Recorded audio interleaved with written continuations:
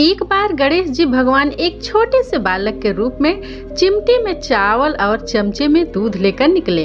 वे हर किसी से कह रहे थे कि कोई मेरी खीर बना दो, कोई मेरी खीर बना दो। एक बुढ़िया बैठी थी, उसने कहा, ला मैं तेरी खीर बना देती हूँ। वह छोटा सा बर्तन चढ़ाने लगी। तब गणेश जी ने कहा कि दादी माँ, छोटी सी भगोनी मत चढ़ाओ, तुम्हारे घर में जो सबसे बड़ा चरु हो उसे ही चढ़ा दो। बुढ़िया ने वही चढ़ा दिया। वह देखती रह गई कि वह तो पूरा भर गया है। गणेश जी ने कहा, दादी माँ, मैं नहाकर आता हूँ। खीर तैयार हो गई तो बुढ़िया के पोते पोती खीर खाने के लिए रोने लगे। बुढ़िया ने कहा, गणेश जी आपके भोग लगना, कहकर चूल्हे में थोड़ी सी खीर डाली और कटोरे भर भर कर बच्चों को दे दी।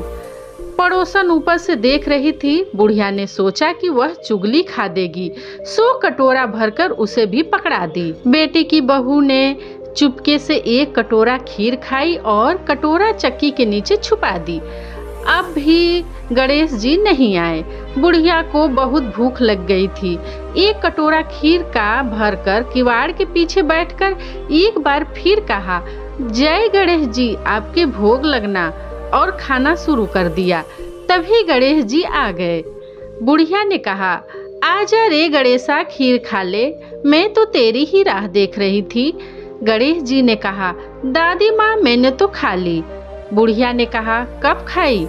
गणेश जी ने कहा, जब तेरे पोते पोती ने खाई तब खाई, जब तेरी पड़ोसन ने खाई तब खाई, जब तेरी बहू ने खाई तब खाई, और जब तूने खाई तो पेट पूरा ही भर गया। बुढ़िया ने कहा, बेटा, और सारी बात तो सच है, पर बहू बिचारी का तो नाम मत लेवे।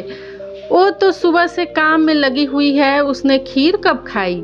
गणेश जी ने कहा, चाकी के नीचे देख, जूठा कटोरा पड़ा है, तूने तो मेरे भोग तो लगाया, वो तो ऐसे ही खा गई। बुढ़िया ने कहा, बेटा, घर की बात है, घर में ही रहने दो। यह बता, बची हुई खीर का अब क्या करूं? गणेश जी ने कहा, नगरी जिमा दे। लोगों को न्योता दिया तो सब हंसने लगे। बोले, कल तक तो खाने का पता नहीं था, आज नगरी जिमाएगी। फिर भी लोग आए और ठाठ से जिमे। नगरी जिमा दी, तब भी चरु पूरा ही भरा रहा। राजा को पता चला तो बुढ़िया को बुलाया और कहा, क्यों रे बुढ़िया, ऐसा चरु तेरे घर अच्छा लगे या हमारे घर? बुढ़िया ने कहा, राजा जी आप ले लो। राजा जी ने खीर का चरु महल में मंगा लिया।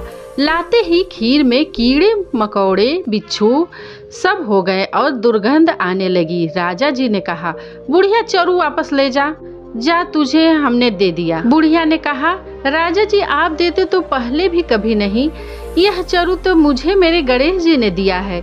बुढ़िया ने चरु वापस ले लिया। लेते ही सुगंधित खीर हो गए। घर आकर बुढ़िया ने गणेश जी से कहा, बची हुई खीर का क्या करूं? गणेश जी ने कहा, झोपड़ी के कोने में गड्ढा खोदकर गाड़ दे, उसी जगह सुबह उठकर वापस खोदेगी तो धन के 2 चरे मिलेंगे। ऐसा कहकर गणेश जी अंतर्ध्यान हो गए। जाते समय झोपड़ी के लात मारते गए तो झोपड़ी के स्थान पर महल हो गया। सुबह बहू ने फावड़ा लेकर पूरे घर को खोद दिया तो कुछ भी नहीं मिला। बहू ने कहा, सासू जी थारो गणेश जी तो झूठे हैं। सास ने कहा, बहू मारो गणेश झूठे तो नहीं है, ला मैं देखूं। वह सुई लेकर खोदने लगी तो टन टन करते हुए धन के 2 चरु निकल आए। बहू ने कहा, सासू जी गणेश जी तो साचो ही हैं। सास ने कहा, गणेश जी तो भावना के भूखे हैं। हे गणेश जी, जैसा तुमने बुढ़िया को दिया वैसा सबको देना।